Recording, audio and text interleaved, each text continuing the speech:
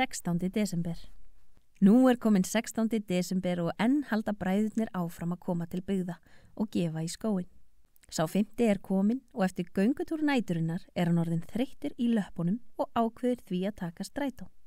Hann sest á bekk á næstu stoppustöð og áður en langt líður þá komin til hans lítill strákur. Hvað heitirðu? Spyr strákurinn. Ég heiti Pottaslíkinn. Ha? Spurði strákurinn. Potta hvað?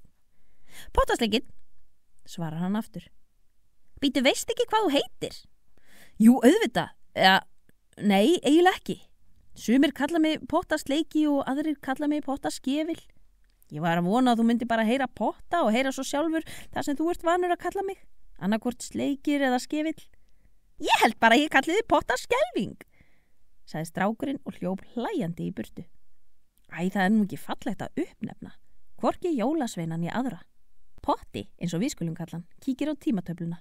Hann sér fullt af stoppustöðvarnöfnum og sér fullt af tölum. Hann klórar sér í hausnum og reynir að fatta hvað þetta þýðir allt saman. Aha, loksins fattar hann. Hann finnur nafnið á stoppustöðinni sinni og sér að tölunar fyrir aftan tákna mínútur yfir heila tíman. Aftan við nafnið á stöðinni sem hann á, sér hann 06, 21, 36 og 51. Klukkan 10:34, svo það þýðir að strætó kemur eftir 2 mínútur. Á slaginu 10:36 kemur strætó eins og tímataflan sagði. Potti fer upp í vagnin og borgar með peningum, því hann á ekki farsíma. Það sem betur fer laus sæti, svo Potti sest í eitt þeirra. Hei, það vantar belti í sæti mitt, hrópar Potti fram í vagnin. Það engin belti í strætó, segir konan í næsta sæti brosandi. Úff, segir Potti, þá eins gott að halda sér fast. Eftir að strætó búin að keyra dágóðan spöl, finnst Potta vera komin tími til að fara út úr strætó. Ég vil komast út núna, hrópar Potti fram í vagnin.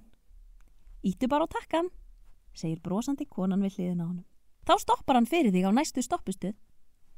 Takk fyrir hjálpina, segir Potti og ítir á takkan. Það væri kjánalegt kerfi ef öll þyrfti að kalla á bílstjóran þegar þau vilja fara út, en það má ekki trufla bílstjóran á meðan hann að keyra.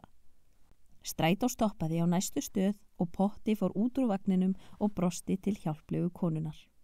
Hvað á maður að gera ef maður vill fara út úr strætó á næstu stöð?